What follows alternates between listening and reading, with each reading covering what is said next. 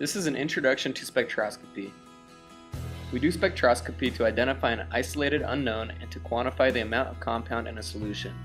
Today we'll demonstrate how to use a spectrophotometer, find out how it works using the Beer-Lambert law and absorbance. First we will turn on the spectrophotometer. You press the button on the back. On. Your spectrophotometer is made by Genesis and it will look like this as you turn it on.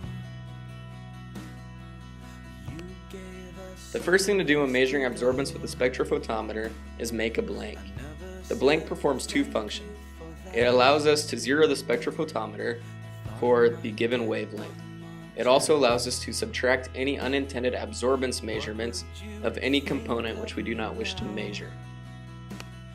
I adjusted the micropipette to 1000 microliters since I am using distilled water as my blank. If you are not using water as a blank, you need to put all of the reagents from the reaction in the protocol in the cuvette except for the substance whose absorbance you wish to measure. If you come to the spectrophotometer and the screen is unfamiliar, press escape until the screen becomes familiar. If the mode isn't in absorbance, you want to press the button under change mode until it shows absorbance. If the wavelength needs to be changed, you can press the button under set nanometer and manually change the number. Every time wavelength is changed, the blank needs to be remeasured.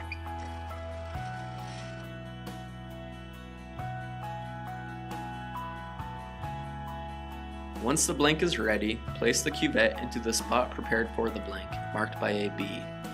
When handling the cuvette, don't forget to only touch the ridge sides to prevent smudges.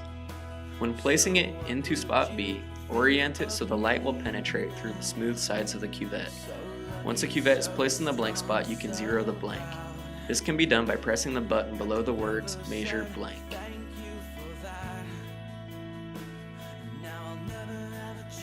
Once the blank is ready, you can insert the cuvettes containing differing concentrations of the substrate. Remember to handle the cuvettes on the ridge sides. Make sure you know which concentration is placed in which spot, which are numbered from 1 through 5. When closing the lid, make sure to measure the blank again. Press each numbered corresponding button to measure the respective dilution's absorbance. The absorbance will show on the screen. We made a large-scale model spectrophotometer to explain how one works. We will explain the components of the Beer-Lambert law with help from the model.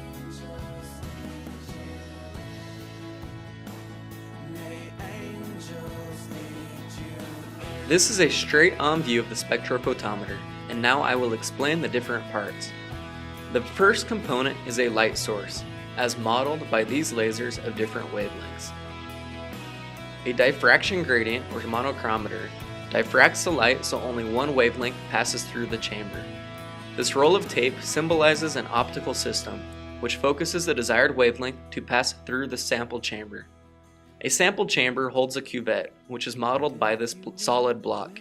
The light that passes through is measured by a photodiode. A recorder, in this case a computer, then displays the absorption of light by the photodiode. Just as our model shows, when a spectrophotometer is turned on, a sample's absorbance at a certain wavelength is measured. Beer and Lambert found that light absorption is mostly dependent on 4 factors: chromophore concentration, light path, absorption coefficient, and wavelength. These factors relate in the shown equation known as the Beer-Lambert equation or Beer's law. Absorbance is A. Absorbance measures the log of incident over transmitted light. It is the unknown which we are trying to measure. Chromophore concentration is C. As concentration of a chromophore increases, so does the absorbance. Path length is represented by L. The path length is the length of the cuvette that light travels through, usually 1 centimeter. The absorption coefficient is epsilon.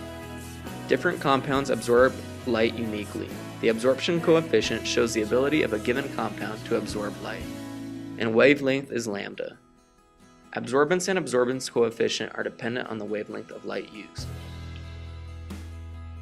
The smooth side of the solid block represents a reagent blank, which allows light to pass through at a high rate. Turning the block to the rough side signifies a sample having its absorbance measured. Not as much light passes through to the photodiode when compared to the blank because it is being absorbed by the chromophore sample. The measured absorbance increases with sample concentration. We hope this has been a helpful introduction to spectroscopy. Thank you for listening.